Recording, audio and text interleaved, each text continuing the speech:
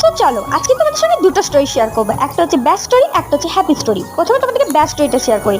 যাওয়ার কথা ছিল একটু বাজার দিয়ে, কারণে রেডি হয়ে তোমাদের সঙ্গে ভিডিওটা তুর শেয়ার করছিলাম যে আজকে বাজার যাবো, তো চলো তোমাদের সঙ্গে একটা ভিডিও শেয়ার করা যাক। বাট কি আর করা যাবে, আচমকা এত জোরে ঝড়ো হাওয়া দিতে লাগলো, আমাদের বাজার যাওয়া পুরো ক্যান্সেল।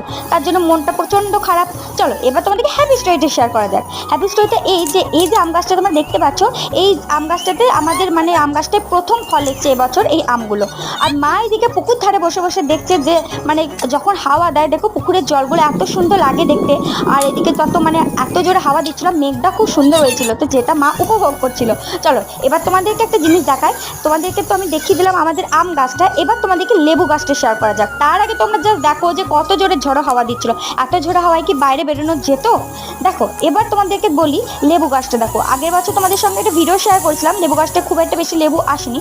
এবছর কিন্তু অনেক লেবু এসেছে, তো মনে করলাম যে আর বছর যখন 2-3টে এসেছিলো তোমাদের